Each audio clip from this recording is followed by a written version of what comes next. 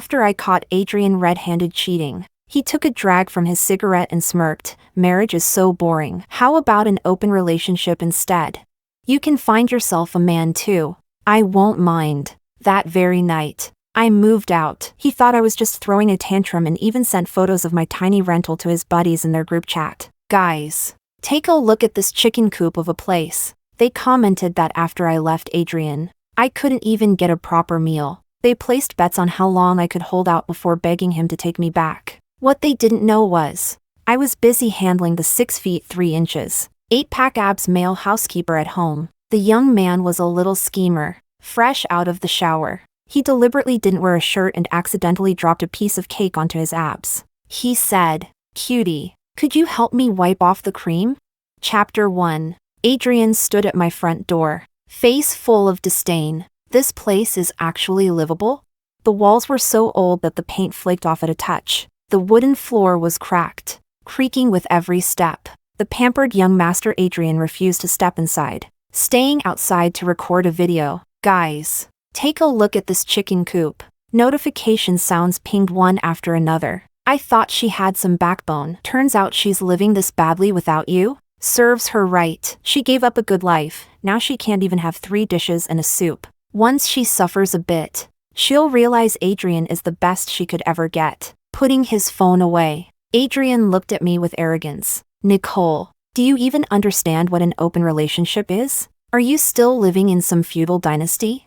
From the corner, I swept up the dried corpse of a dead rat, and with a flick of my wrist, sent it toward his feet. "Shit!"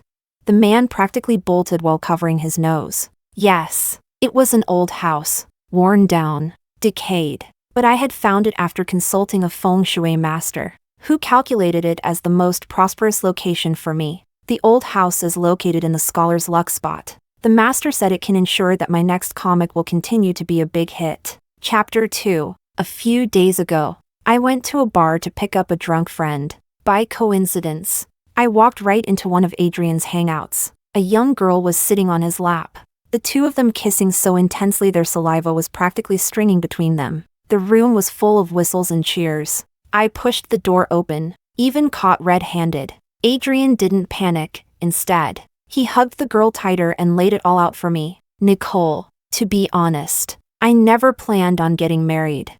How about we keep an open relationship? Don't worry. I'm just having fun outside. You'll always be the official girlfriend." He smiled. "Of course. You can find someone too. I won't mind." Someone nearby chimed in. "With how good and obedient she is, who could she even find after leaving you?" "I think it's fine." Adrian's famous for his endless energy. Grabbing a quick snack outside saves him from having to pester her every night. Adrian lit a cigarette, laughing as he swore, "Get lost." Everyone assumed I would agree. He didn't even bother asking the girl on his lap to move. I glanced at my phone, an alert for a just-arrived film adaptation payment. 7 figures. "Adrian, let's break up." Adrian's smile froze on his face. "Finally." He blew out a puff of smoke. "Fine. Just don't come crying to me for a reunion later." Chapter 3. I was woken up from a catch-up nap by a knock at the door. Shuffling in my slippers, my morning grumpiness flared with every step. "Who is it?" The words stuck in my throat. I stared in surprise at the man outside. A very young guy, easily about 6 feet 3 inches, with broad shoulders and a narrow waist. And that face, so handsome it hit like a punch. "You are?" "Live-in housekeeper." Before I could react, he was already changing shoes. "Can I come in?" "Thanks." A perfect self-QA. My phone buzzed. It was a message from my best friend. "Lillian, has the housekeeper arrived? Your boyfriend's gone but life has to go on when you're rushing deadlines. You eat maybe 2 meals a day. I'm scared you'll drop dead in that old house and no one will know. I hired you the cheapest one they had. Agency says he's perfect for single women." "Is he there yet? How's his look?" I looked at the young housekeeper in front of me, who was taking off his coat. I answered honestly. "His look is good." The moment I sent it, he took off his coat, revealing a fitted black sleeveless shirt underneath. Strong, muscular arms on full display. Then, slowly, he tied on a bubblegum pink macho man apron. He looked up at me. "Cutie, where's the kitchen?" That build, That lean waist. That face. Yeah, it was a lot to take in. I steadied myself. Over there. Not 2 minutes later, there was a dull thud from the kitchen. When I went to check, 2 bowls were already smashed. The young man stared at the pile of broken pieces, his eyelids twitching. Cutie, take the cost of the bowls out of my salary. Chapter 4. The housekeeper's name was Alexia. His price was ridiculously low. The average live-in housekeeper in the city cost $5,000 a month. He agreed to 3. But as it turned out, cheap really does mean poor quality. He was terrible at housework. Couldn't do anything right. His cooking was downright lethal. Half a day into the trial period, I was already feeling heart palpitations. Still, that face was a definite bonus. Alexia actually looked a bit like the male lead in my new comic. Practically a walking, breathing, natural reference model. That night, Alexia followed a recipe and made me 3 dishes and a soup. Mashed potatoes that weren't steamed through. Potato slices with no salt. Hot and sour shredded potatoes that were neither hot nor sour. And a whole pot of shredded potato soup. It was like he'd raided the entire potato kingdom. He awkwardly slid the dishes toward me. Voice apologetic. My cooking's a bit bad. But don't worry, I'll learn. He paused. With time, Cutie will see I have other strengths. In an adult's vocabulary. That sentence instantly drifts towards some rather improper places. Alexia quickly got up to mop the floor. The living room was a little hot, so he lifted the hem of his shirt to wipe the sweat from his forehead. Then he turned to me, dead serious. Cutie, I'm a bit hot. Can I take off my tank top while I mop? Chapter 5. I sat on the sofa, resting my chin on my hand as I watched Alexia mop. He'd taken off his tank top, revealing a lean, muscular torso. The young body had an undeniable sensual pull, each push and pull of the mop dripping with raw energy. TSK. Scheming young man. Suddenly, my phone buzzed. Adrian sent me a picture of a lavish restaurant meal. A man who never took food photos before had carefully picked the angle and applied filters. Just having a casual bite. And you? Don't tell me you're eating instant noodles again. In the corner of the photo, whether intentional or not, was the hem of a woman's dress. If I guessed right, this was another one of young Master Adrian's obedience tests, using his prized wealth to draw a sharp contrast with my fallen self, making me regret, give in, and accept his freedom and love philosophy. When I didn't reply, he sent another picture after a while, a shopping receipt. LV handbags. Several of them. Young girls these days are so shallow. Don't even know to pick something really expensive. At least she knows how to save me money. I still didn't reply. Instead, I treated it as a joke and forwarded it to Lillian. She replied almost instantly, ha ha ha. Has this guy considered going to Gotham to pick a fight with Batman? Why don't you just block him? I glanced at Alexia, still mopping with dedication. No, I'll keep him. Like raising a digital pet, it's oddly entertaining. Chapter 6.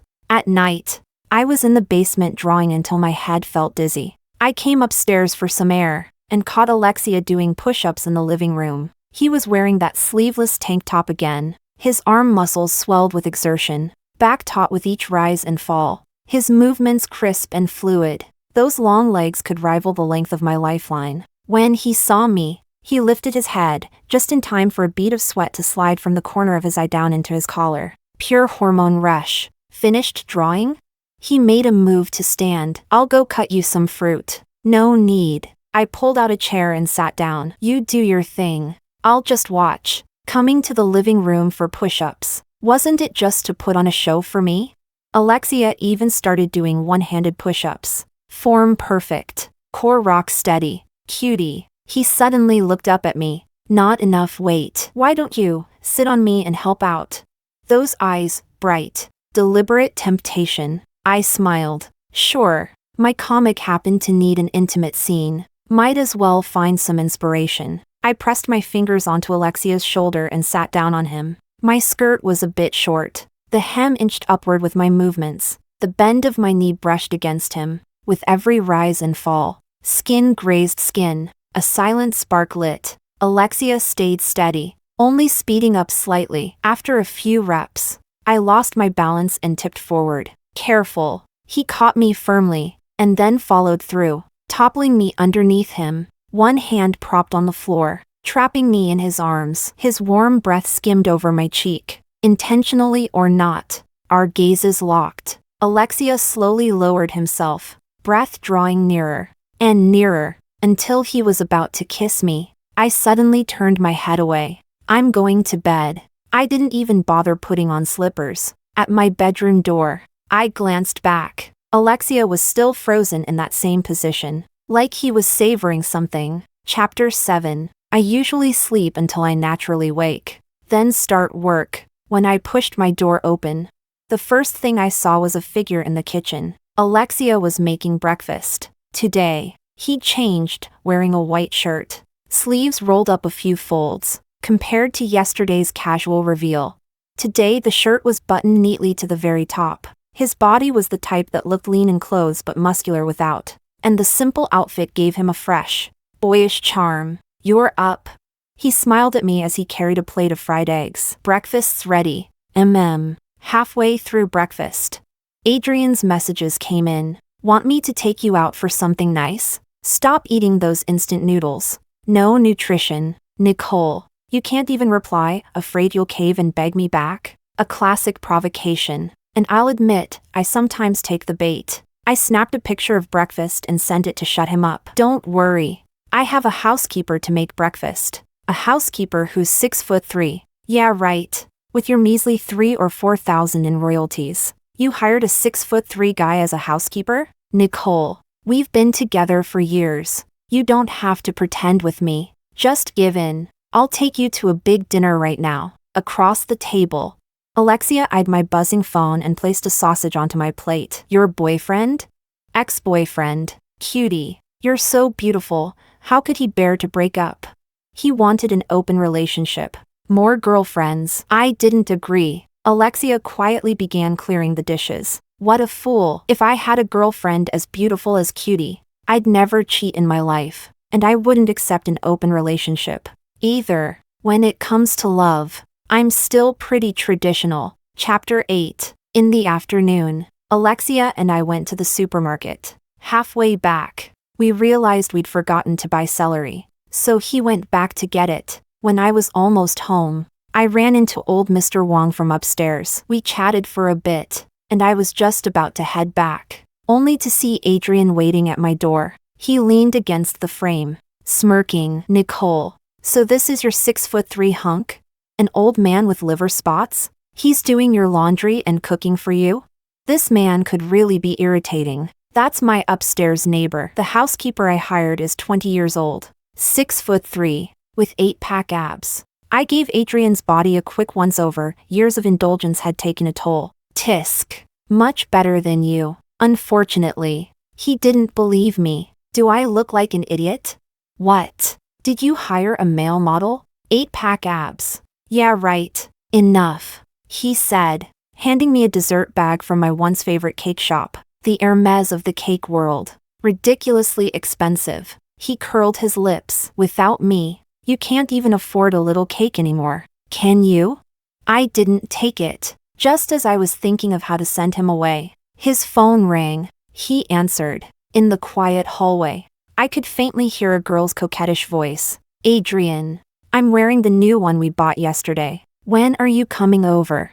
Adrian paused. "In a bit." He hung up and shoved the cake into my arms. "Take it. There's a prepaid card inside. I put tens of thousands on it. If you want cake, just use the card to buy it, even if we're broken up. Don't let yourself look malnourished." Then he said seriously, "Something urgent came up at the office. I've got to go." Chapter 9. When Alexia came in with 2 bags of groceries, he immediately spotted the cake bag on the table. "You bought this?" He fiddled with the celery leaves. "This cake isn't cheap. You've had it before?" He froze for a second. "No, but I saw my last employer buy it." I nodded. "It's from my ex. Do you eat sweets? You can have it." "Thank you, cutie." Alexia thanked me politely but didn't eat it. Instead, he busied himself with making dinner. His learning curve was decent. In just 2 days, his cooking had improved. At least now things were fully cooked. After dinner, he mopped the floor, wiped the table, and tidied everything up before wiping his sweat and asking, "Can I take a shower? I'm all sweaty, it's uncomfortable." "Sure." I stopped halfway to the basement and sat down on the sofa. "Go ahead. I'll watch some TV." The boy's eyes darkened slightly. "Okay." As expected, after the sound of running water, it was barely 15 minutes before Alexia came out, a towel wrapped low around his waist. Whether or not he was wearing anything underneath, I couldn't tell. But outside the towel, there was nothing. One hand towel dried his damp hair. "Sorry, I forgot to bring a change of clothes." My gaze drifted over his firm, sculpted abs. Definitely easy on the eyes. "It's fine." Alexia sat on the edge of the sofa, leaving 2 seats distance between us. Then, as if talking to himself, "Oh right, I still haven't eaten the cake." He picked up the little cake, only for it to slip from his hand and land on himself. The cream smeared across his abs, holding the towel in one hand and the cake in the other. He looked at me with slight difficulty. "Cutie, my hands are full, can you help me wipe it off?" Chapter 10. Of course. I didn't mind. I pulled out 2 tissues, paused, and put one back. After all, thrift is a virtue. The thin tissue pressed against his abs carried his warmth without restraint. The cream made it slippery, gliding easily over each sculpted block of muscle. He tossed the cake aside and caught my wrist, his voice low and hoarse. "Cutie, you've smudged all the cream. What should I do then?"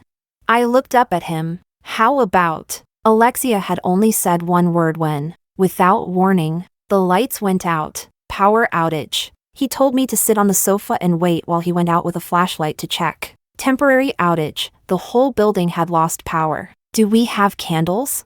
"Yes." I pointed toward my bedroom door. "In the cabinet in my wardrobe." Alexia followed me inside. In the small cabinet up top. He opened the wardrobe, and a hanging piece of women's lingerie was practically in his face. Under the glow of his phone light, the lace trim turned translucent, a little indecent. He cleared his throat, rummaged in the top cabinet, and pulled out the candles. When the flame lit, a small flicker of light wrapped the living room. Suddenly, Alexia shoved a tissue into my hand, pointed to himself. "If you don't wipe it off now, the cream will harden. It's uncomfortable." The candlelight swayed with his movement, the dim glow on his abs. With that faint white smear of cream, it carried an unexplainable heat. I said, "Why don't you wipe it yourself?"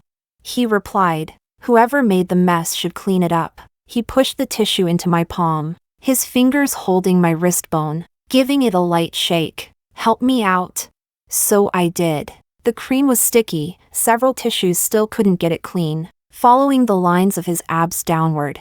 My hand brushed the towel tied at his waist. "Cutie." His voice dropped even lower. "You've dirted the towel, and the cream is already inside the towel." His breath skimmed across me. Somehow, it blew out the candle. My heartbeat sped up. In the darkness, I looked up at him. "So, what should we do now?"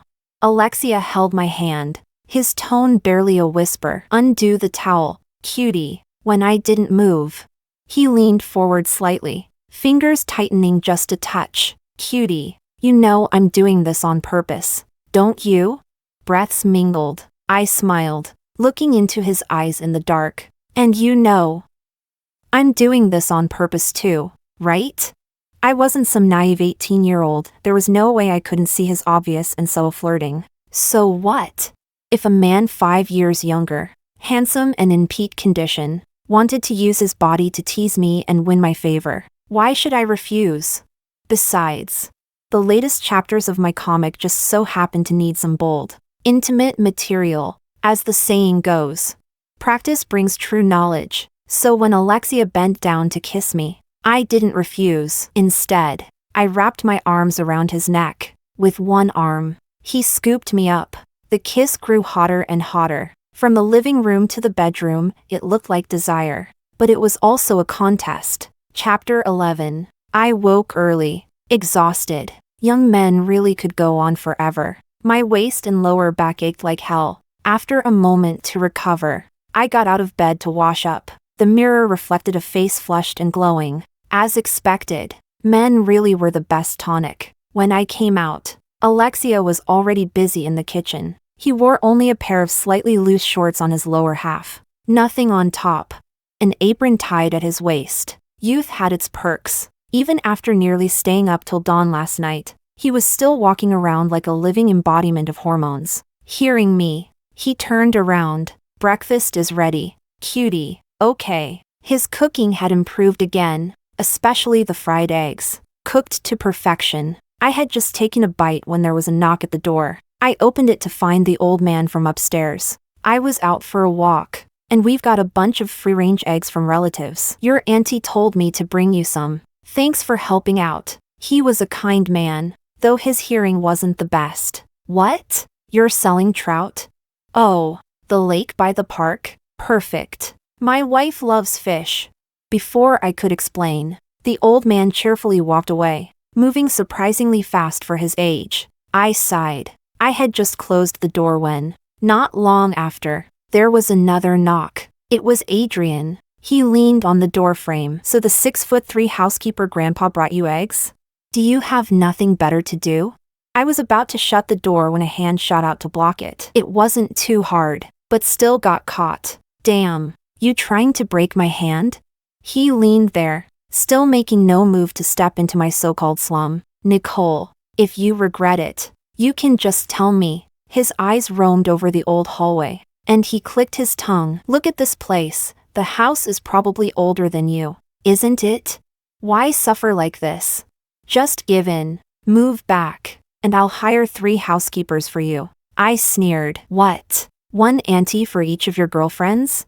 Adrian shook his head. Of course not. I've arranged separate places for the other 2. They don't have the right to live in our home. I was speechless. Forget it. There was no way to reason with someone like him. When I moved to close the door again, Adrian was quick, shoving in 2 shopping bags before I could stop him. A closer look, they were Hermes handbags. Young girls don't know anything. Took one to buy bags and she picked a bunch of little accessories just to get quota. These bags are for you. He smiled. You see, they can't even compare to you. I didn't take them. Adrian, we've broken up.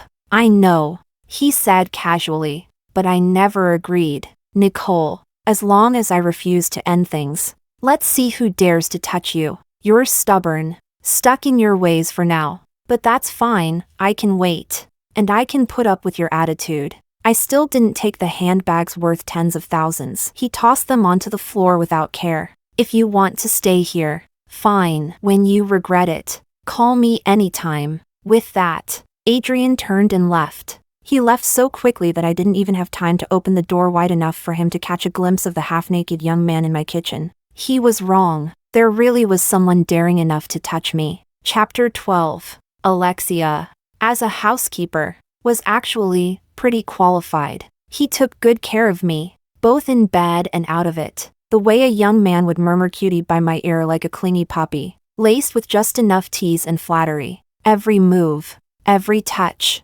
made with the sole purpose of pleasing me. And in doing so, he gave me endless inspiration. Every night after indulgence, I'd take a shower and head to the basement to draw, each chapter charged with palpable tension. The moment the comic went online, it exploded in popularity. The feng shui master was right. This old house really did bring me luck. That night, Alexia said he'd bought a new flavor and wanted to try it. Then he hurried into the bathroom to shower. The sound of running water was still going when his phone buzzed on the nightstand. I glanced at it. His password was easy enough. It was his birthday. I unlocked it. Alex, how's it been being a housekeeper for so many days? SOSO. A bit tiring during the day, but the nights make up for it. Must be hard for you, having to deal with Adrian's leftovers just to get under his skin. Watch your damn mouth. What do you mean leftovers? I'm sacrificing myself for the sake of the mission. Scrolling up. On the night I wiped the cream from his abs, at almost dawn, Alexia had sent him a message. Adrian's woman is in my bed. Adrian's good days are numbered. The reply came instantly. Alex, you're a legend. After reading everything, I acted like I'd seen nothing, exiting, marking the messages as unread, rearranging the app order, and finally locking the screen. Not 2 minutes later, Alexia came rushing out wrapped in a towel, seeing his phone untouched where he left it. He seemed to breathe easier. "What's wrong?" I asked. "Why so flustered?" "Nothing." He tugged at the towel with one hand, tearing open a packet with his teeth, just eager to try the new thing. The lights went out. Alexia's breath moved with the darkness surrounding me. I didn't push him away. "Alexia, His hands didn't pause in their work to please me. "Kiss me." He obeyed instantly, kneeling in front of me, cupping my face gently in both hands, kissing me slow and deliberate. The curtains were open. Moonlight poured in like water, drenching the night. That night, I didn't expose his lies. Instead, I was more engaged than ever. At the peak of desire, Alexia's low breath brushed my ear. "Cutie, tonight, you're a little different." Chapter 13. When the knock came, Alexia and I were still in bed. Adrian's voice slipped through the crack in the door. "Nicole, let's talk." I glanced at Alexia. He smirked, seeing he was about to get up and answer. I stopped him. "Don't open it." Alexia frowned. "Cutie, are you that afraid he'll see me?" "Yes." The puppy dog face fell instantly, until I patted his cheek. "That man's hot-tempered. I'm afraid he might take a swing at you. If that face gets bruised, I won't be able to sleep tonight." He couldn't beat me. I'd still worry. "Anyway, let me talk to him first, okay?" Seeing my insistence, Alexia had no choice but to agree. I kissed his lips. "Sorry to put you through this." Then I stuffed him into the wardrobe. I opened the door. "Nicole." Adrian stood there, clearly reluctant to step into my shabby hut. But after a moment's hesitation, he still came in. He tried to take my hand. "Let's talk." I kept my distance. "Go ahead." So Adrian followed me around the room as he spoke. "Nicole, I've been thinking for a long time if..." He stopped mid-sentence, his gaze dropping to my neckline. His eyes flared with heat. "What's this?" I glanced down. On my collarbone was the mark from last night, left by that little puppy's not-so-innocent bite. He hadn't dared to bite hard, so it didn't hurt. But the combination of nibbling and licking had left a mark that was both obvious and suggestive. I smirked. "Last night, mosquito bite, right?" Adrian cut me off, not even letting me finish, supplying his own answer. "This dump is full of bugs." Then he shifted back. "I've been wondering, if you refuse to accept an open relationship, what should I do? Should I break up, or marry you and settle down into a life where I can see the end from here? I've decided, if I have to choose, I choose you." I gave him a thin smile. "I'm so honored." Either missing or ignoring my sarcasm, he walked into the bedroom. "What are you doing?" "Packing your things." "You're moving." He frowned. "It's the strangest thing. Lately I can't even enjoy drinking when I'm out. Just picturing you in this dark, broken place makes me feel stifled." He went to open the wardrobe to help me pack. "Enough. Adrian, haven't you made enough of a scene?" His hand was already on the wardrobe door but stopped mid-motion. Looking puzzled, he said, "I just told you I'd choose you over an open relationship. Isn't that enough?" Because in his mind, and in the gossip of those around us, this relationship was me reaching above my station. He was the only son of the Adrian family, a young master born with a silver spoon. I, on the other hand, had lost my parents early, with no family, a little-known comic artist barely scraping by. My only asset to match him was my face. After a moment's silence, he slowly pulled his hand back. "Nicole, I choose you. That's not enough? I promise I'll settle down." "Why would I want your promise? Can I eat it?" "When you change your mind, you'll just treat that promise like nothing. I can sign a contract with you. Don't be childish. If you wanted to go back on it, the Adrian family's lawyers could void it in minutes. And even if it held up, I'm not interested in chaining my life to a piece of paper." Adrian said nothing after that. A long moment later, he suddenly kicked the wardrobe door, as if venting his frustration. Lowering his eyes, he muttered, "I'll just assume this is your morning temper. Cool off. We'll talk later." After he left, Alexia crawled out of the wardrobe, a red mark on his forehead, clearly from when Adrian's kick had made the door bump into him. He cursed under his breath. When he looked at me, his eyes were bright. "Cutie, you really don't plan to get back with him?" "That's right." I asked on purpose. "Why?"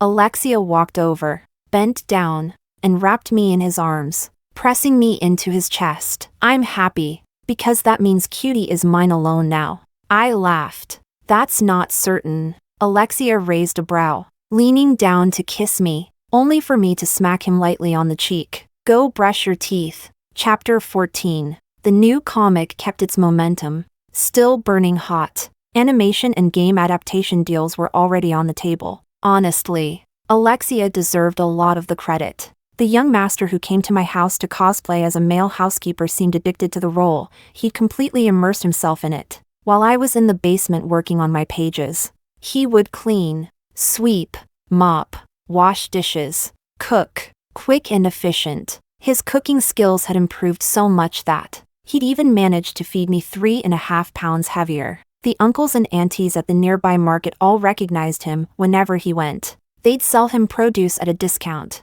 Of course, where we matched best was still at night. He worked hard, every night, like a big dog deliberately trying to please its owner. And if, in the middle of it, I ruffled his hair and told him he was amazing, his eyes would light up instantly. Then he'd work even harder to make me happy. Cutie. Afterward, he would hold me in his arms. Sometimes, his arms would tighten, as if some thought had crept in. If one day you found out I lied to you, would you break up with me?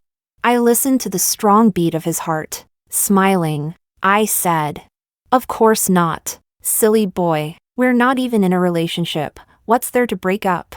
It's strange, really. He was the one who deliberately approached me. I, fully aware, simply enjoyed the closeness. Yet he was the one slowly being drawn in, sinking deeper. Such a foolish little puppy. Chapter 15. There was an event today. A birthday party for one of Adrian's female friends. Back when I was dating Adrian, she and I got along quite well. Xiao Xiao had invited me a few times, and I finally gave in. I asked her, can I bring my boyfriend? Already dating someone? Sis, you're a legend. Does Adrian know? Serves him right, open relationship. My ass. None of the men in this circle are any good. When I told her Adrian didn't know yet, she quickly sent back an emoji, a smug face with the words, just wait for his reaction. That night, I brought Alexia along. When he saw who was there, Alexia's brows furrowed. He leaned down and muttered, didn't you say we were meeting your friend? Yeah, I shrugged, pointing at Xiao Xiao. That's my friend. Alexia swore softly under his breath. What? I asked on purpose. You know her? No. He scanned the room, then told me several times that he wanted to leave. Each time, I pressed him back into his seat. Stay with me for a while. Be good. Alexia pressed his lips together and stayed silent. Plenty of people were sneaking glances our way. Someone even took a photo on their phone. Where it was being sent was obvious. The hell are you taking pictures for? Alexia couldn't sit still anymore. He stood up to go after them. A group tried to break it up, but the whole scene instantly descended into chaos. Until Adrian walked in. His face was dark with anger. He stormed past everyone else without a glance, heading straight for me. Nicole, they said you've got another man? It's him? Alexia froze with his back to me. Then, without a word, he kicked the man in front of him aside and headed for the door. Adrian cut him off. Running away? Alexander. Han? Adrian stopped cold. I raised an eyebrow. So Alexia wasn't even his real name. The moment the name Alexander Han landed, the people who'd been fighting him also froze, whispering amongst themselves. The Han family's illegitimate son? Damn. Keep your voice down. This guy's infamous. Someone once said those 3 words in front of him and got both legs broken. In an instant, the crowd deflated. Shit. No one told us he was Alexander. He was only brought back into the Han family in the last 2 years. Barely shows his face. Who would recognize him? Funny thing, when he first came to me, it was clearly to get back at Adrian. Now that his true identity was out, according to his original plan, he should have been grinning at Adrian and saying, I slept with your woman. But instead, his face went pale. His eyes darted to me, guilty, hesitant, almost desperate. Cutie. Adrian didn't let him finish. He punched Alexia. No. Alexander, square in the face. So this is what it is? Corporate war dragged into my home? You're trying to snatch my girlfriend just to get the family inheritance? 2 punches later, Alexander's lip was split, blood dripping down. He cursed twice and swung back. 2 wealthy young masters, now brawling like street thugs. No one dared to step in. Everyone's eyes turned to me. Sis. Nicole, you should stop them. If either of these guys gets hurt, none of us can take that responsibility. I shook my head, scooting my chair further back. I'm not stopping them. I'm scared. Chapter 16. When they were finally pulled apart, both were injured. Adrian, all soft living and luxury, was no match for Alexander's solid muscle. He had thrown the first punch, yet his injuries far outnumbered Alexander's. Nicole, he stormed up to me, pointing at Alexander with hatred. Do you even know who he is? You really think he's dating you because he likes you? He's only here to... Adrian. Alexander's voice cut in sharply. Shut up. They looked ready to start swinging again when I spoke slowly. I know. The young master of the Han family, right? Both of them froze instantly, especially Alexander. He stared at me, stunned, his mouth opening but not producing a single word. Adrian looked from him back to me, his face twisting with anger. Are you stupid? You know he's only here to get at me. And you still. He stopped himself, as if unable to say it aloud. Nicole, you don't realize he's playing you? I sat on the sofa, took a slow sip of my drink, and smiled. I'm a single woman who played the famously untouchable Han family's young master for $2,500 a month. So tell me, who's playing who? Xiao Xiao leaned over. Savage. Sis. Then she looked up at Alexander, laughing loudly. Han young master. I'll pay $3,000 a month, interested? Alexander's face darkened, and he said nothing. He just stared at me, like an abandoned, homeless dog, in the midst of the murmurs. He walked toward me, stopping stiffly in front of me. His voice rasped, barely above a whisper. When did you find out? I lifted my phone and gave a soft chuckle. From the day you cosplayed as a housekeeper and came to my home. Young Master Han. Alexander's face went deathly pale. Chapter 17. The day Alexander moved out of the old house just happened to be the day my new comic was finished. I laid down my pen after the last page, and softly bid farewell to the boy in my story who resembled Alexander. It had been a pleasant enough arrangement, but still, goodbye. New characters would be born under my pen, and in my life as well. Alexander packed slowly. If you could even call it packing, it was only a few pieces of clothing. Cutie. He clutched that black sleeveless tank top in his hand, looking at me. His eyes grew red without him realizing it. You once said, if you found out I lied to you, you wouldn't break up with me. That's right. I tilted my head at him. But we were never together. Of course we can't break up. Idiot. His lowered hand clenched and unclenched. Still, he reached to touch my hand. Cutie. He pressed his face into my palm, warm against my skin. Give me another chance, will you? I know I shouldn't have approached you with an agenda, especially one so malicious. But later.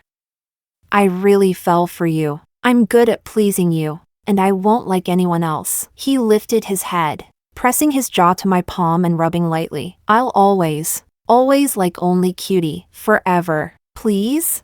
Nope. I patted his face and pushed him away. Then I pulled out the 2,500 yuan in cash I had prepared in advance and shoved it into his hand. Because Cutie doesn't like you. This is your salary, 2,500 yuan. Count it and be on your way. Chapter 18. After receiving another round of royalty payments, I bought that old mansion and had it completely renovated. After the long wait for construction and formaldehyde removal, the moving day finally came. I even bought Lillian a plane ticket to fly over, first class. On the way to the airport, the girl kept texting me to scold me. You stay up all night for those meager earnings, and you're wasting money on first class? Can't you learn to save? It's several times the price. Hurts my heart just thinking about it.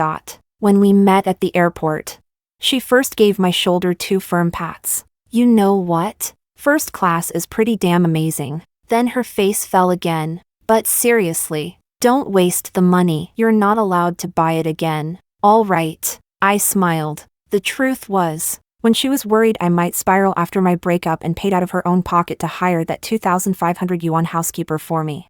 She had just been demoted and pushed aside at work. Her monthly salary was barely 5,000 yuan. But she never told me. In fact, half a month ago, she was laid off. Now she was holed up at home eating instant noodles, sending out a few dozen resumes every day. Still, she didn't tell me. When we got home, I pushed her down onto the sofa. I need to tell you something. You'd better be ready. She frowned. You got back together with Adrian? No. She let out a sigh of relief. Then I can handle whatever it is. Go on. You know those 2 comics you've been following? I'm actually the author, and I made quite a bit of money from them, I said, holding up 8 fingers. 8 figures, enough to support you. She stared at me for a long while. Her eyes gradually reddened, and then she let out a yell and hugged me tight. Damn you. Nicole, next time I'm flying first class again. Chapter 19. I heard that Adrian has completely changed. No more social gatherings. Rarely drinking, and even when he does, no more women. No more talking about freedom and novelty. The most ironic part. He even changed his WeChat status to the word loyal, and no more women showing up in his posts. But none of that has anything to do with me anymore. I don't have the time to check if my ex-boyfriend has found a new fling or fallen in love again. I'm busy pairing up the characters in my stories. The male lead of my new comic is an aloof, self-disciplined man, his love restrained and self-contained, only surrendering tenderly in the dark of night. But I didn't yet have a clear direction, so I wandered the city, looking for inspiration, until, one day, I ran into my senior from school whom I'd once secretly admired. In my memory, he had always been the top student, quiet, distant, the one we talked about most, yet never dared to approach too closely. I greeted him in surprise. He simply looked at me calmly, his smile warm, his gaze holding the same freshness it had years ago. He said, Nicole, long time no see. Years of memories condensed into that one look. And just like that, the male lead of my new comic suddenly had a face. Story 2. 10 years into our marriage, Samuel cheated on me. He brought his mistress's 2 children to me, saying they needed a father and that those children were pitiful. Our daughter begged him to stay, but he remained unmoved. I didn't cling to him. I took my daughter and left, afraid she might suffer, and I never remarried. Years later, my daughter met a wonderful man. My granddaughter was lovely too, and I spent my days caring for her, living a contented life. On my 60th birthday, my daughter and son-in-law told me they were too busy with work, and my granddaughter had a last-minute tutoring session, so they would celebrate my birthday the next day. But that very night, I came across a local video on social media. In a luxurious hotel room, there they were, my daughter, her husband, Samuel, and those 2 children. 6 people gathered together, singing a birthday song to Samuel's mistress. My daughter even called her Monica Mom. Chapter 1. My daughter said we had to celebrate my 60th birthday in a big way. I told her not to go overboard. She insisted, saying that she had seen all my hard work over the years, and that the celebration must be grand. My heart warmed. I felt so touched. These years, I raised my daughter alone, watched her grow up, then watched her get married and have her own child. My son-in-law was very filial, treating me like his own mother. My granddaughter was adorable too, always sweetly calling me grandma. I was happy. The pain of Samuel's betrayal was slowly healed by the love of my family. So when my daughter mentioned having a big birthday celebration, I was genuinely moved. I looked forward to my 60th birthday. When you get older, you like having a lively atmosphere. You crave the warmth of family around you. That's what gives life meaning. So on that day, I woke up early. I tidied myself up, sent my granddaughter Sophia off to school, and left breakfast on the table for my daughter and son-in-law before they both left for work. My daughter said she and her husband would handle some work in the morning and come home early to celebrate my birthday. I stayed at home, cleaning the house and waiting for them. I waited a long time, well past the time they said they would be back. but my daughter still hadn't returned, worried that something had happened. I was just about to call her when my phone rang. Mom, something urgent came up at work for both Eric and me. It was sudden, and we couldn't take leave. We probably can't celebrate your birthday today. There was deep guilt in her voice. I felt a pang of disappointment, but their careers were important, so I tried to steady my emotions. I told her, "It's okay. Work comes first. You focus on your jobs. I'll pick up Sophia later." Right. I hadn't even finished speaking when my daughter suddenly spoke, interrupting me. "Mom, it's your birthday today, so take a break from everything. As for Sophia, my friend happens to be passing by the school this afternoon, and she'll pick Sophia up and bring her to my office. You should just relax at home." Thinking about my daughter's demanding job and how young Sophia still is, I couldn't help but speak up. "Maybe I should pick her up instead. You're so busy, and this little girl is at the age when she's quite a handful. She might disturb your work." Hearing what I said, my daughter seemed anxious, and her voice got noticeably louder. "Oh, come on. My friend's on her way anyway." "Mom, don't worry and just rest at home. I'll take care of Sophia. I have another meeting soon, so I need to go." Before I could say another word, she quickly hung up the phone, giving me no chance to respond. I listened to the beeping tone on the other end and sighed. My daughter has been working so hard, and she's lost quite a bit of weight recently. So I went back into the kitchen, planning to make a nourishing chicken stew for her and my son-in-law. The old hen would need a long time to stew, and since I had finished all the house chores, I sat on the sofa, took out my phone, and decided to rest for a while. At my age, I like to pass time by watching videos. I opened the video recommendation page and swiped through several, but none caught my interest. Just as I was about to close it, I accidentally clicked on the local section. With just one glance, I recognized the back of the woman in the thumbnail. It was my daughter Zoe. Chapter 2. The video was posted half an hour ago. I clicked on it without hesitation. The scene seemed to be a private room in a hotel. My daughter was standing by the table, with my son-in-law holding Sophia. All three of them were smiling. Zoe turned her head slightly, and the camera shifted to the side. And then, I saw Samuel. If you asked me who I hated most in my life, without a doubt, it would be Samuel. We were in love when we were young, and I thought we'd be happy together for a lifetime, until the 10th year of our marriage, when his first love's husband died in an accident, leaving her and their 2 young children alone.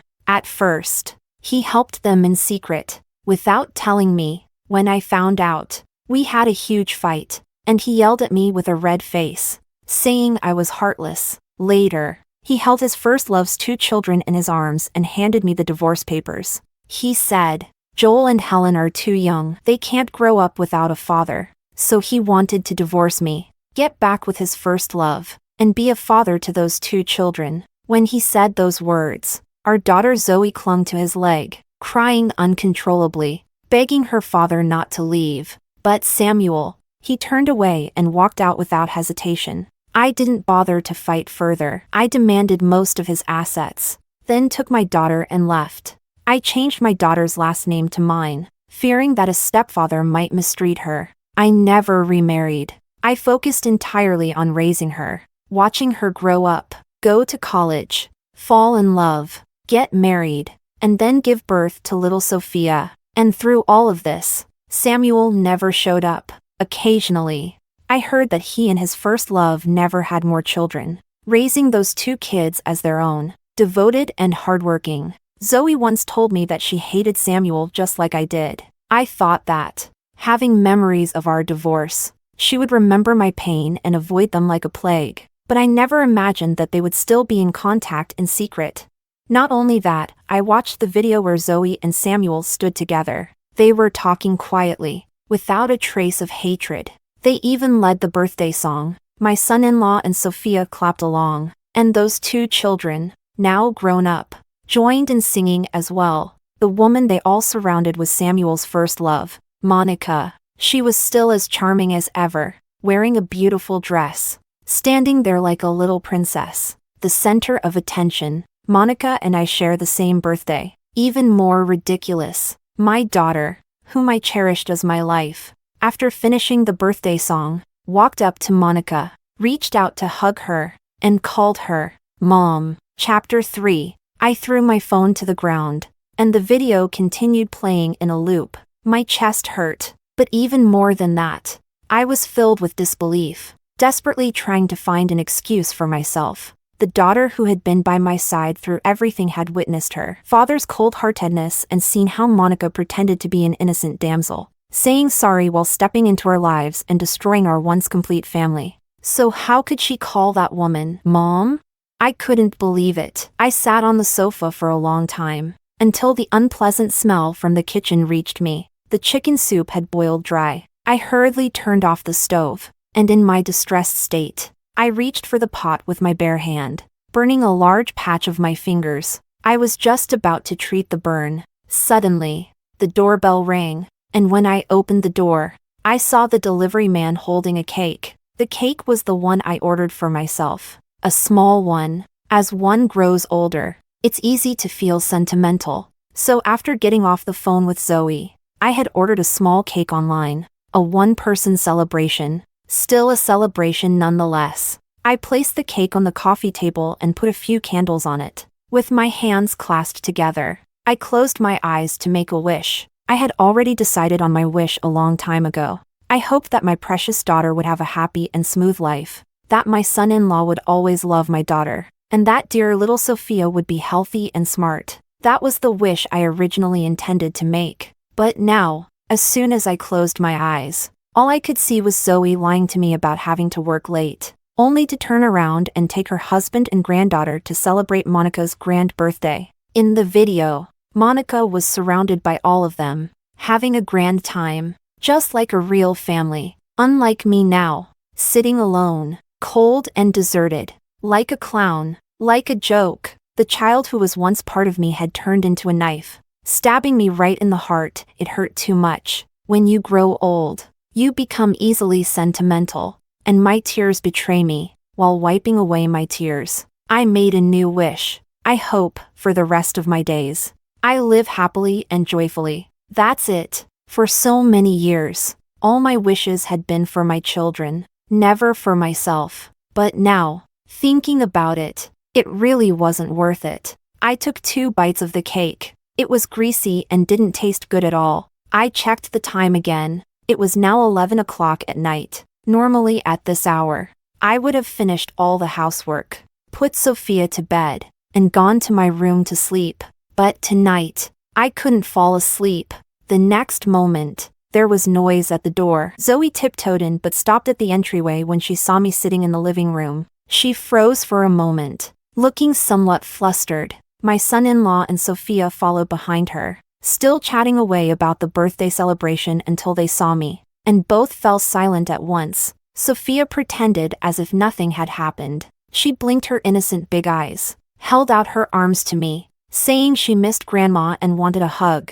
Looking at Sophia running towards me, I didn't pick her up as I used to do so lovingly. From the moment she was born, I had poured my heart and soul into caring for her, just like I did for Zoe. My son-in-law has no parents, and both he and Zoe work long hours. The cost of living in this big city is high, so I had always taken care of Sophia to give my daughter and son-in-law peace of mind, allowing them to work without worries. But this little one, just like her mother, betrayed me too. As Zoe approached, she seemed to want to act like nothing had happened. She pretended to rub her shoulders, saying work had been exhausting today, and promised me a grand celebration tomorrow. Her gaze fell on the small cake on the coffee table, and she froze for a moment. Mom, did you buy the cake yourself? Maybe it was because the cake was too small, or maybe because the cake they had for Monica today was too big. I could see the guilt in her eyes. I felt that testing her was meaningless,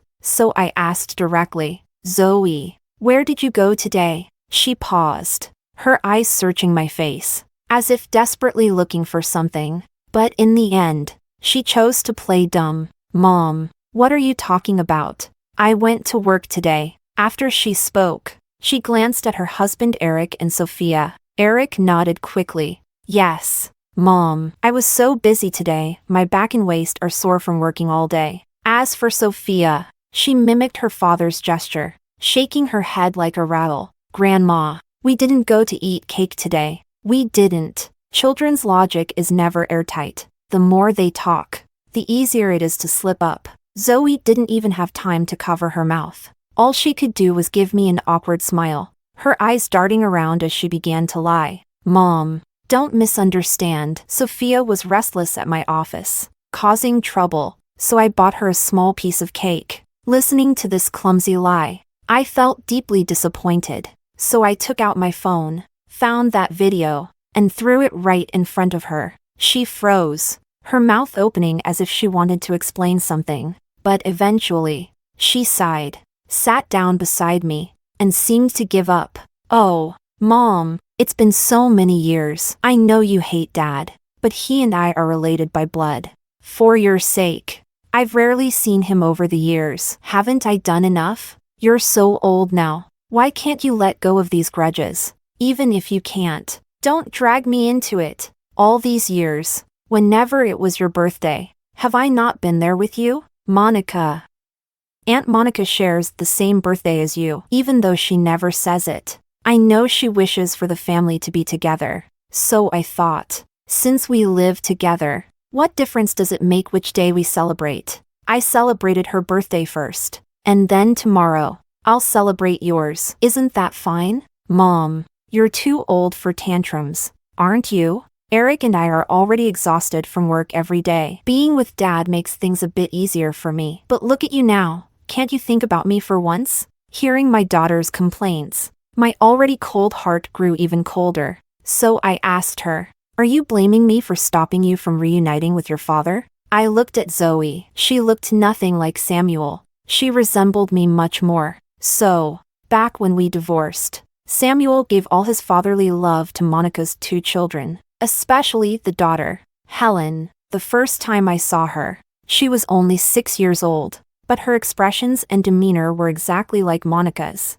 That's why Samuel loved her the most. Back then, Zoe cried hysterically, curling up in my arms, asking me over and over again, Mom, why doesn't Dad want me? Why does he want to be someone else's dad? Doesn't he love me anymore? At that time, seeing her cry felt like my heart was shattering. My child, whom I carried for 9 months, had to face such an irresponsible father. It was too sad. But now, looking back, all of it seems like a joke. Zoe listened to my words and, seemingly unaware of the change in my tone, began to act spoiled as she usually did. Mom, that's not what I meant. But think about it, Dad is getting old now. No matter what, I still have half of his blood in me, no matter how much resentment there was. So many years have passed. Shouldn't it fade away? And Monica, Mom, no. Aunt Monica, she is actually a good person. Back then, she took Dad away because she was worried that Joel and Helen wouldn't have a father. But later, she even said sorry to me, and she buys me gifts, treats me like her own daughter, regardless of all the grudges. You're so old now. Why hold on to such old grievances? Listening to my daughter's complaints, I felt it was absurd. The father who once abandoned her without looking back was the one she cried for, late at night, asking why he didn't want her. And Monica, who knowingly became the other woman, gave Zoe just one gift, and that was enough for her to let go of all the past resentment.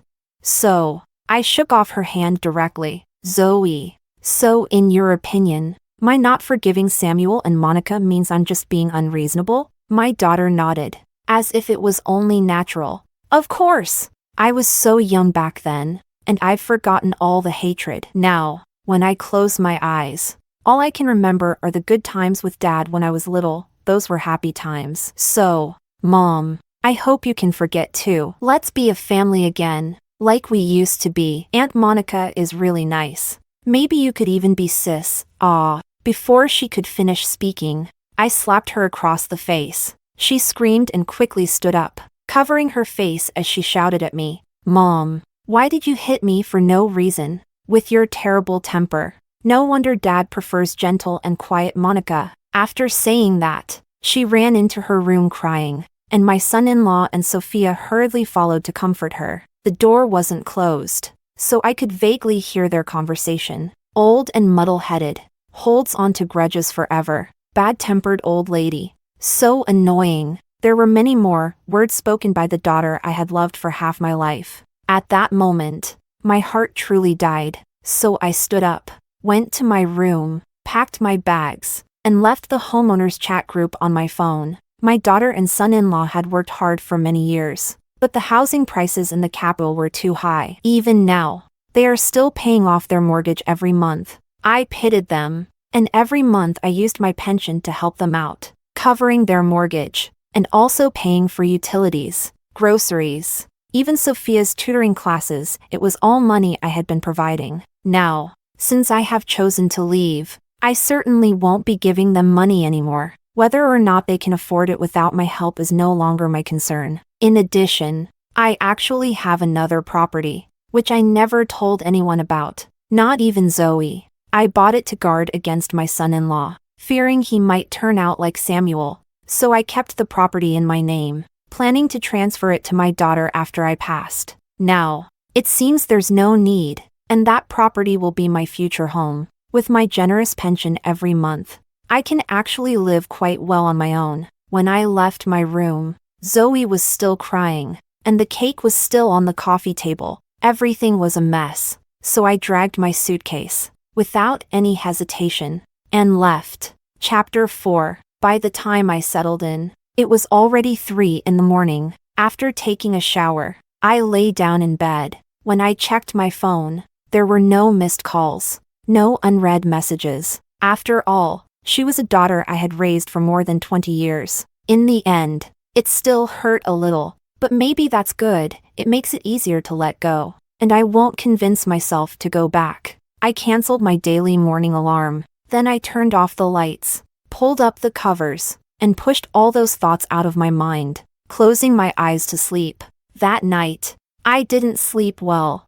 Over and over, I dreamed of the times I spent with Zoe. Back then, Samuel insisted on divorcing me, although I took away most of his assets. My daughter was still too young, and because of this, she suffered severe psychological trauma, to the point where she couldn't even go to school for a while. I had no choice but to temporarily quit my job and stay by her side every day. She always slept uneasily, often waking up in the middle of the night from nightmares, crying for her mom and dad not to leave her. I would hold her and sing the lullaby I had used to put her to sleep since she was little, staying by her side all night. She slept peacefully, but I would wake up with a sore back, my arm aching for half the day. Back then, when Zoe saw me in pain, she would tightly hold my hand. Then she'd start to massage my arm. While massaging, she'd say, "Mom, I'll rub it for you, so it won't hurt anymore." At that time, she was truly well behaved.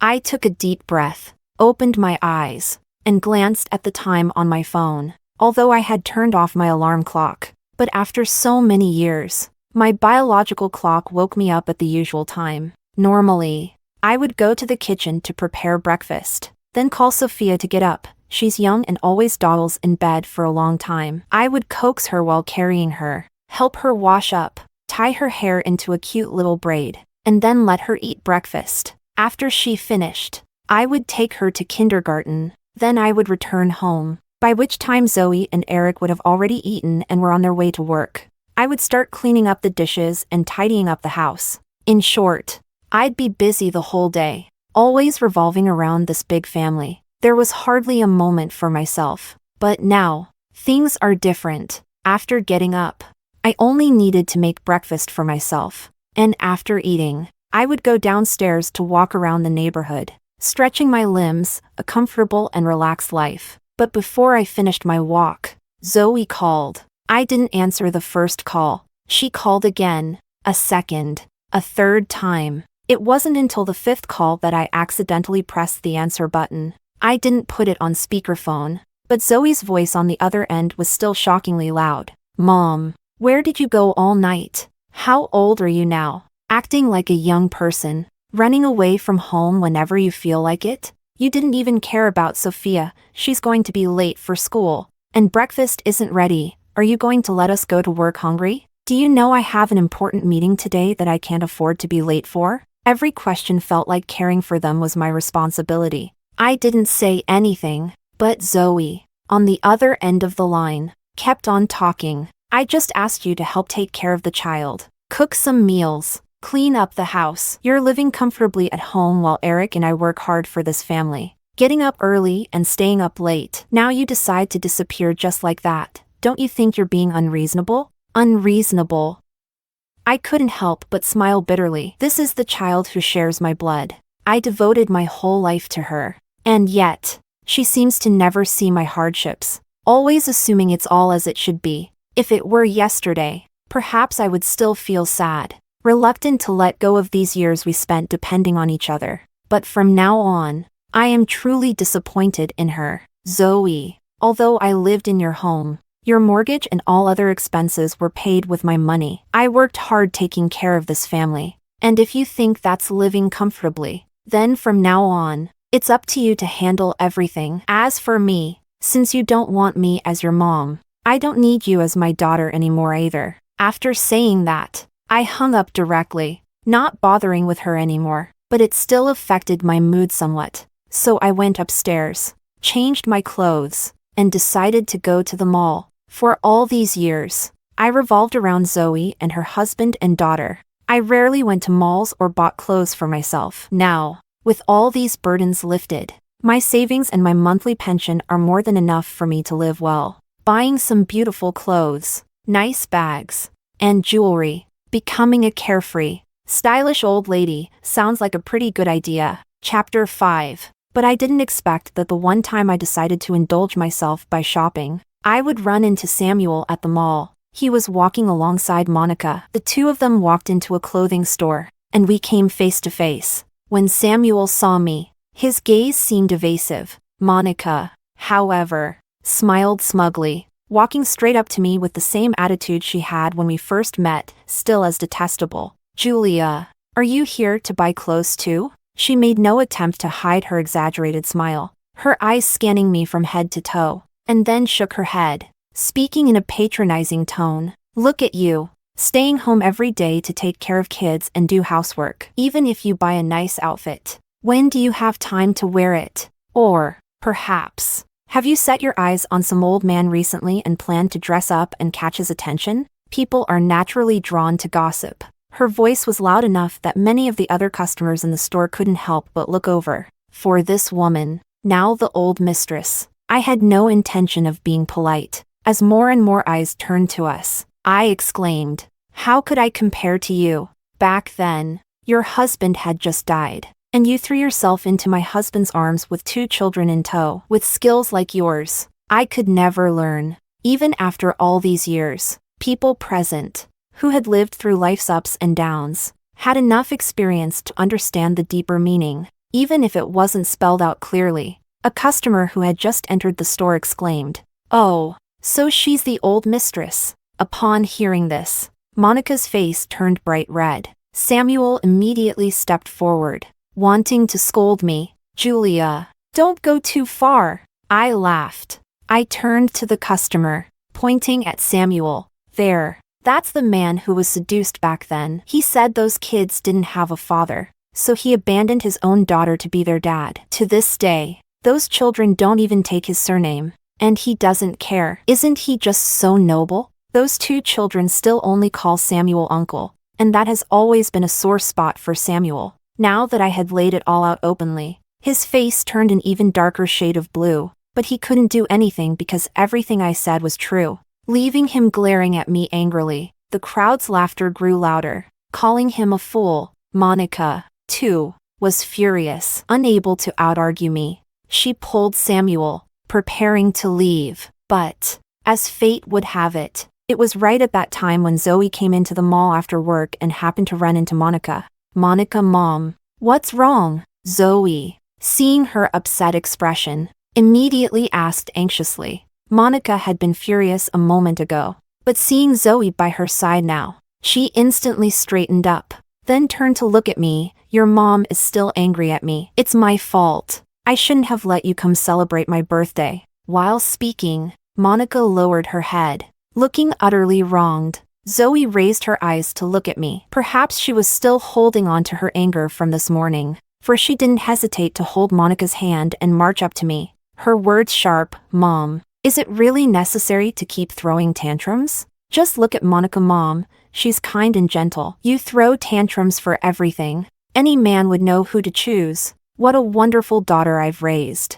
That knife aimed straight at my heart. So, I raised my hand and slapped her hard across the face. The child who was once part of me should never have turned into a knife stabbing me in the heart. It's all just too ironic. Mom, you hit me again? She covered her face, looking shocked. I looked at her coldly. The heart that once ached for her now turned slowly towards anger, and then slowly became calm, a deep, cold calm that comes after the ultimate disappointment, making the Zoe before me feel like a stranger. This stranger is not my daughter, and I do not want her. So, I simply reached out and pushed her, shoving her towards Monica and Samuel. If you like them more, then call them Mom and Dad from now on. I'm not lucky enough to be your mother, nor do I want to be anymore. She seemed amused by my words. As if my reaction made her laugh, she immediately grabbed Monica's arm, seemingly intent on provoking me, and said loudly, "If you don't want to be my mom, then fine. I don't need a mom like you. So unstable and emotional. Monica Mom is so great. I'm going to have dinner with them today, and we're going to be one big happy family. Unlike you, who keeps dwelling on those old, pointless grudges, complaining day after day." Her actions were so exaggerated that her ID card fell out of her pocket onto the ground. Hearing the noise, I instinctively looked down. The card had fallen face down. The photo must have been recently taken. And the name. So, my daughter, whom I cherished dearly, had secretly changed her last name long ago. Without telling me, Zoe noticed where my eyes had fallen, and there was still a hint of guilt. She touched her nose and explained, "It's just a last name, right? Isn't it normal to take the father's name? And Dad doesn't have any children with his last name. You might not care, being a woman, but we can't let Dad's side end without descendants. Anyway,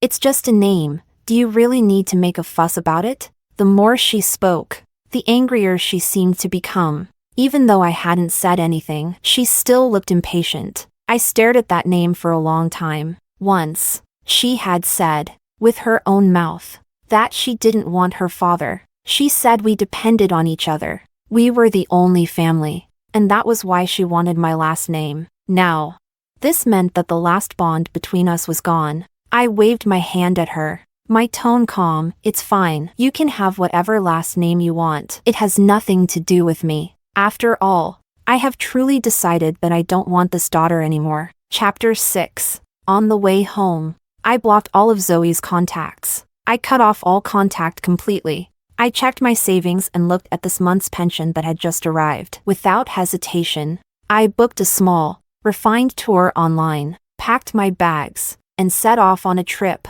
For all these years, I had devoted myself entirely to Zoe and never got to see the beautiful mountains and rivers of this vast world. She used to always say that one day, when she grew up, when she graduated, when she found a job, when she got married, when she had children, when the children grew up, she'd take me traveling. But I waited and waited, year after year, and that day never came. Thankfully, now on my own, I can still see the wonders of the world. I visited the mountains, and then the sea, enjoying conversations with others in the tour group. One of them, I called her Sister Miranda. Sister Miranda, like me, had devoted her entire life to her family, and her greatest wish was for her husband and children to take her out to see the world. But this simple wish of hers was met with scolding. They said she was being immature. They told her that, being old, she should just stay at home quietly looking after the kids, and not think about gallivanting around,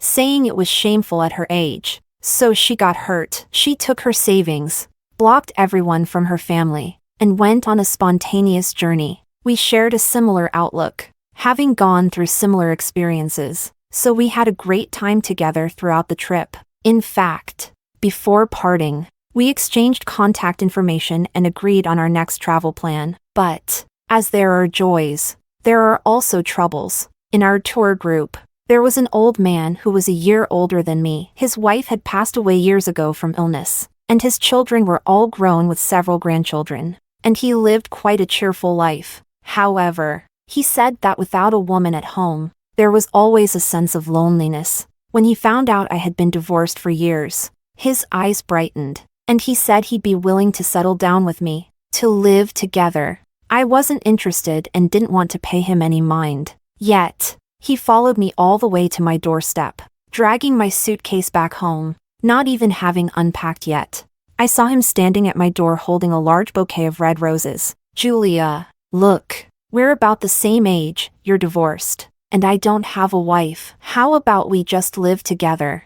I really like you, and I'll hand over all my savings to you. I won't ask for much. My sons and daughters will take care of the grandkids. You'll just need to take care of me, do some laundry, cook, and join me for walks now and then. If my kids are busy, you can help look after the grandkids. It's quite easy. Listening to his words, I took a deep breath. If I were 20 years younger, I'd have grabbed a mop and swung it at his head. But now that I'm older, I'm afraid I'd throw out my back before I even lifted the mop. So I simply called security to have him thrown out. Julia, why are you being so heartless? Don't you like me? Even though I'm in my 60s now, I'm still a handsome old man. You'd have some status taking me out. You've been without a companion for so many years. Aren't you lonely? As the security guard escorted him out, he struggled and kept talking.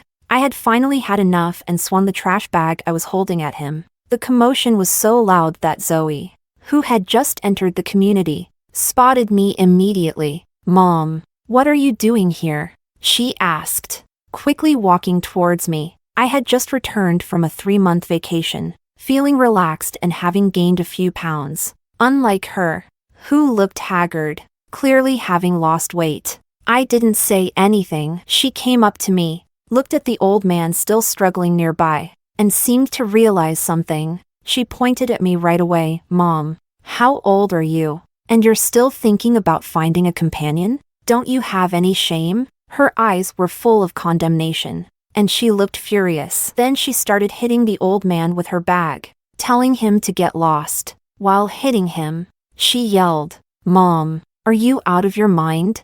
At your age, if an old man is interested in you, it's probably just for your money. And here you are, foolishly falling for it. After driving the old man away, she looked back at me and pointed at the community behind me. What now? You refused to answer my calls all this time, and now you're renting a place here, living your life in style? She seemed to have realized something, clearly unhappy. Then she said, you're living carefree, doing nothing, while I'm at home, struggling with work and raising a child at the same time. I'm overwhelmed, and all you do is make things harder for me. You won't take care of the child, you won't do the housework, and you go off enjoying yourself, messing around with some old man. You're really such a great mom. The sarcasm in her words was all too clear. I looked at her, my gaze cold. I told you last time, if you like Monica more, then go be her daughter from now on. As for me,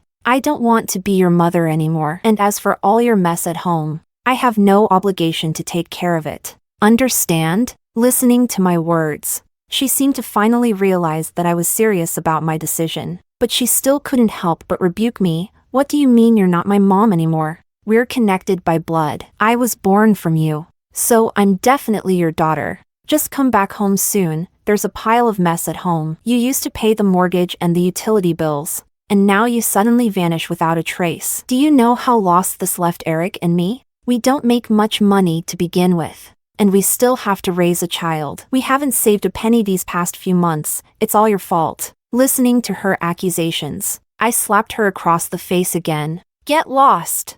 I was truly disappointed, so I didn't want to hear another word from her. I turned and walked away. She covered her face where I had slapped her and stomped her foot in anger. Mom, are you serious right now? I was just telling the truth, and you hit me for it. No wonder Dad didn't want you back then. That remark made me stop in my tracks. I turned around, and she looked at me, her eyebrows raised as if expecting me to soften. I threw the other bag of garbage, the one I hadn't thrown yet, right at her head. Zoe, back then, when Samuel wanted to divorce me, it was because he was blind, because he was a scumbag. Between him and me, it was just a piece of paper, and once it was torn, There was nothing left. But you're different, you're connected to him by blood. And he still chose to abandon you for children who weren't even related to him. Deep down, you know who the real fool is. Maybe I never thought this day would come when my own flesh and blood would be stabbing each other. But if we must, then so be it. She may have been my flesh and blood, but I think of it as rotten flesh now. Cutting it out is the only way to heal. No one would cling to rotten flesh because it's not worth it. Zoe is not worth it. I turned away again, and her face turned red with anger. She was about to say something else, but suddenly her phone rang. She answered it, then shouted in shock, "What? The house is on fire?" She immediately turned and ran back. The woman who came with her also ran out, shouting as she went, "Miss, are we still seeing the house today?" Chapter 7. Eric's parents passed away when he was young, so after he and Zoe got married and had a child, I moved in with them.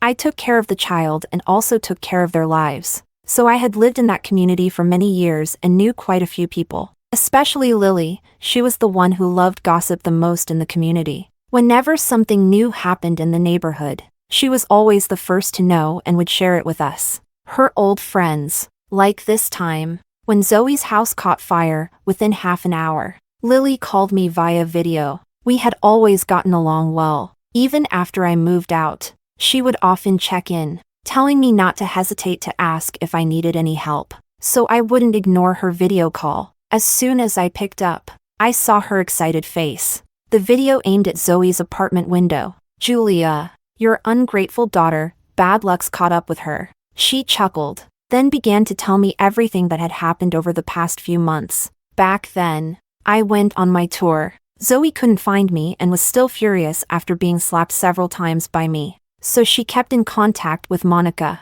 Monica's 2 children still hadn't gotten married. Joel was a troublemaker, never liked studying and now didn't like working, lounging around the house all day. As for Helen, she didn't want to work either, always dreaming of marrying a rich man. When Monica saw that Zoe had bought a large house, even though it was still under mortgage, their family circumstances were already quite good, so she decided to send her 2 children to Zoe. She said it was because, as a family, they should spend more time together. Monica's children didn't hold back. Every other day, they'd show up at Zoe's house, always arriving empty-handed and leaving with a bunch of things. Joel even invited a group of friends over to throw a party. The place was a mess, filled with smoke and chaos. Eric was furious. He had a big fight with Zoe, but Joel continued his behavior without caring. This time, Joel quietly brought people over again. They drank heavily, and one of them, while lying on the couch smoking,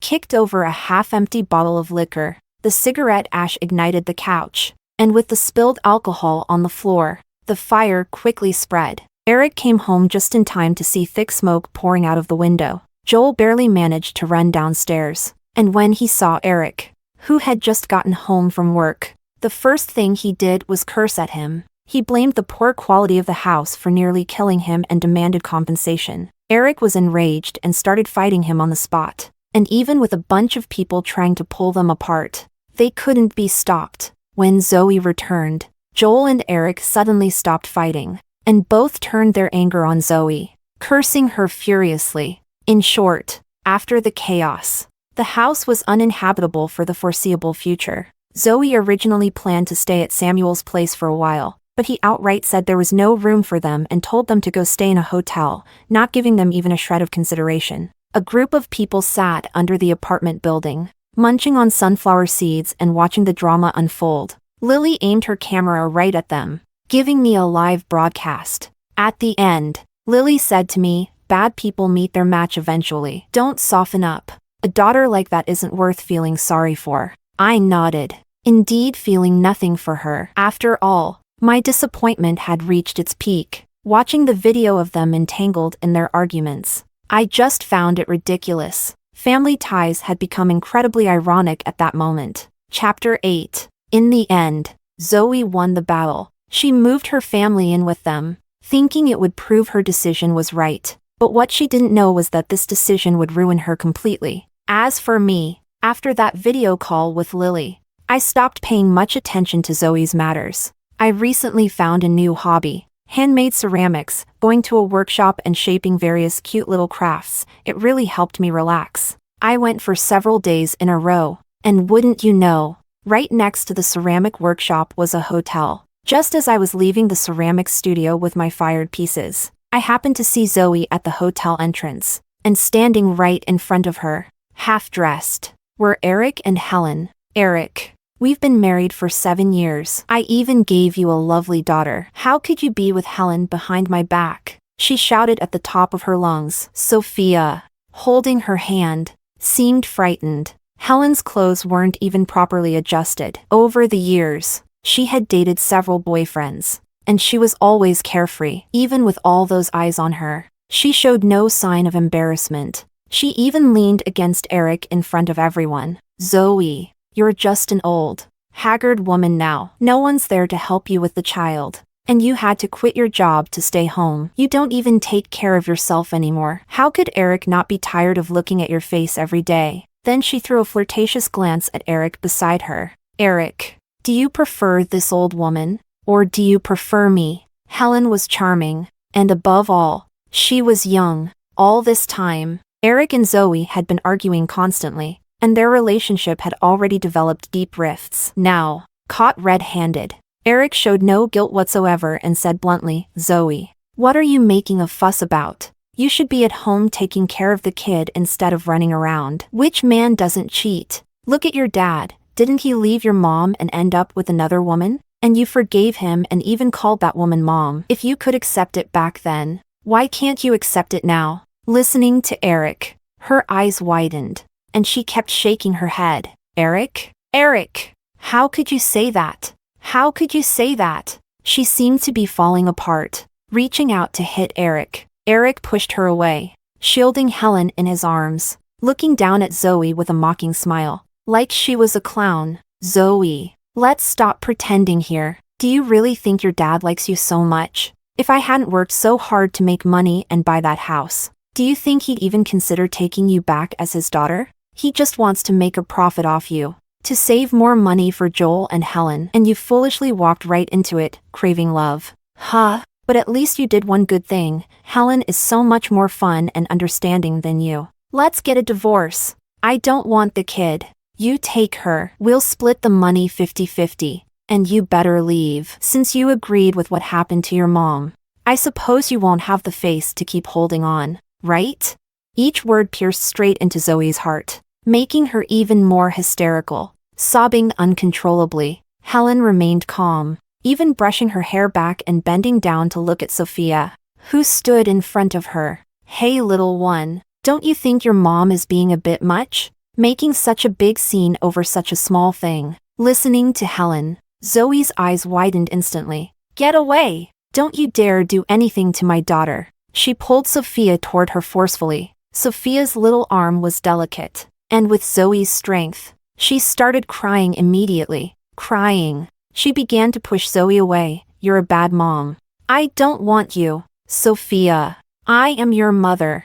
I gave birth to you, raised you. How could you say that? Zoe, heartbroken, raised her hand to hit the child. Sophia immediately bit down on her wrist, causing Zoe to flinch in pain. She then ran straight into Helen's arms, turning to look angrily at Zoe. You're a bad mom. You always yell at me. I like Auntie. I want her to be my mom. Hearing this, Zoe's eyes widened. She seemed like she wanted to say something, but her gaze suddenly met mine from within the crowd. In that moment, her eyes were complicated, full of ridicule. Perhaps she finally realized the things she had once said to me were now coming back around, hitting her right in the heart. Chapter 9. After witnessing the whole scandalous affair, Lily spent the day relishing the gossip and sent me dozens of 60-second voice messages, all of which were more or less about the things I had seen today. Since the house caught fire, the family of 3 had moved into Samuel's house, with cracks already present in their marriage.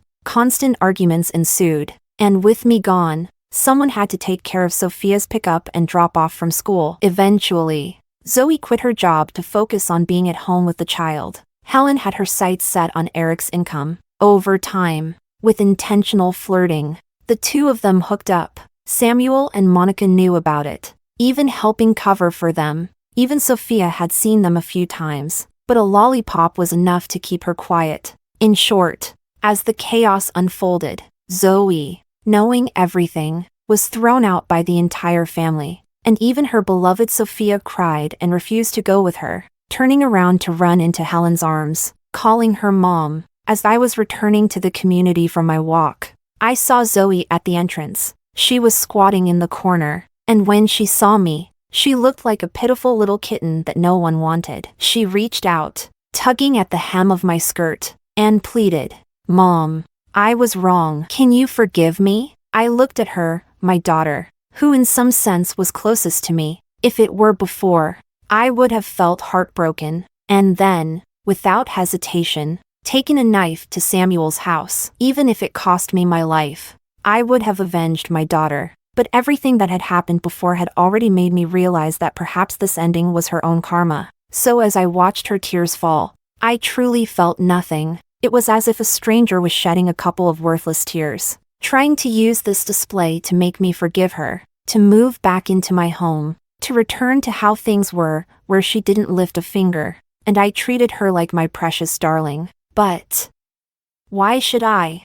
She may have once been my precious child, but now, she no longer is. So I shook off her hand, feeling no emotion at all, and calmly said, "You're calling the wrong person. I'm not your mother. I did have a daughter in this life, but in my heart, she died a long time ago. As for you, go back to wherever you came from. Don't show up again, or I won't hesitate to call security. Understand?" After saying that, I ignored her desperate cries and went straight home. Chapter 10. Zoe came looking for me several times after that, but I refused to see her. I had already made up my mind about not having her as my daughter. She must have sensed how firm my decision was. Eventually, she stopped coming, and I continued my life, taking walks, making ceramics, or going shopping for a few nice dresses. Life, it's time I finally enjoy it properly. And when I heard news of her again, it was half a month later. Zoe had suffered a lot as a child. She had always been somewhat mentally fragile. Back then, I had stayed with her day in and day out until she became cheerful and lively again. Now, she had been abandoned by everyone. Even her beloved daughter didn't want her anymore. Under the pretext of giving up everything, she gathered the whole family together, saying it was for one last reunion meal. After the meal, she said she'd leave alone for another city, never to return. And that meal, she prepared herself, and the ambulance, it came that night. Zoe bought a lot of rat poison, paraquat, and various kinds of toxic substances that she could buy on the market. She mixed it all together and put it in the dishes, and while everyone was suffering from the poisoning, she sealed the doors and windows and turned on the gas. By the time they were found, everyone was foaming at the mouth, unconscious on the floor, with all the toxins mixed together. Even if they hadn't eaten much, it was too late when they were discovered. Not a single one of them survived to see the next day. Even 6-year-old Sophia lost her life. The news made national headlines, and the public dug into their past. They learned that Samuel was nothing but a scumbag, that Monica had risen as a mistress, that Joel was a thug, loved fighting and harassing girls, utterly repulsive, that Helen loved to steal other people's boyfriends, just like her mother, that Eric was also a scumbag, despised by everyone, that Sophia, even at her young age, was chillingly cold-hearted, that Zoe, blinded in her heart and mind, ultimately faced the consequences of her actions. The whole country knew about them, this group of people so vile that everyone wished they could spit on them. As for me, I also made a brief appearance on the trending searches. I took the opportunity to start a live stream, making ceramics online, and there were many viewers. Some people thought I had suffered too much and sent me a lot of money as gifts. I donated all the money I earned from the live stream to help others in need. As for myself, from then on, I had no attachments, free from any burdens, living a carefree and happy life.